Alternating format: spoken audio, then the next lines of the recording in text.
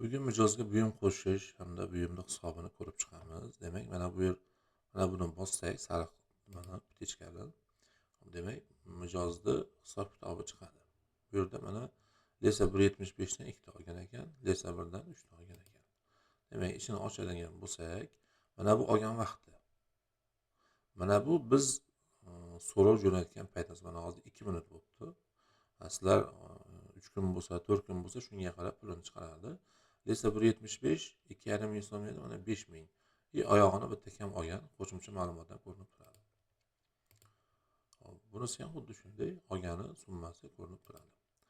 Endi biz agar mijozni o'sha buyumlarini qaytarib olib kelsa, mana buni bitta bossak, mana pechka qo'yiladi, tasdiqlashni bossak, hamma buyumni biz qaytib olgan hisoblanamiz. Agar biz bittasini bosadigan bo'lsak, bitta buyumni qaytib olgan bo'lamiz. Hozir 1.75 lesani qaytib oldik deylik. Tasdiqlashni bosamiz. Bu endi mana qizarib qoldi. Sabab uni hisobidan nima yechildi? Shu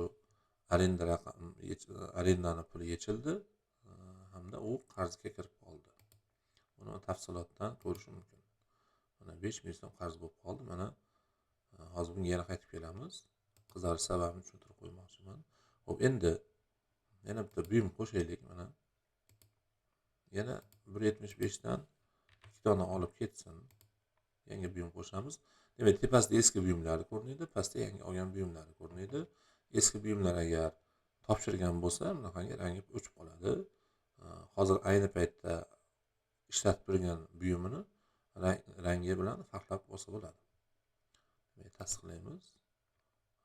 Bunda yana ikkita nima bo'lib qoldi, buyum bo'lib qoldi. Agar shu lesadan qayta olsa, har biri alohida hisoblanadi, alohida turadi. Demak, hammasini topshirdi kelib, bitta pechkani bosib tasdiqlashni bossak bo'ldi. To'liq hamma hisob-kitobi yo'qoladi. Endi mana bu yerda bu yerdan yo'qolib qoldi. Sabab bu hamma buyumini kelib topshirdi. Uni buyum endi bu klientimiz mana bu baza qismida ko'rinib qoladi. Qarziga qarab turib, qarzi bo'lsa eng yuqorida qizarib chiqib turadi. Qarzini eng ko'p odamlar tepada ko'rinib turadi, qarzi pastlar pastda. Lekin hamma qarzdorlar birinchi ko'rinadi. Bugungi shu mijozni buyumini hisob-kitob qilish, qo'shimcha buyum qo'shish hamda buyumni qaytib olishni ko'rib chiqdik. Keyingi safar xarajatlar hamda to'lovlarni ko'rib chiqamiz.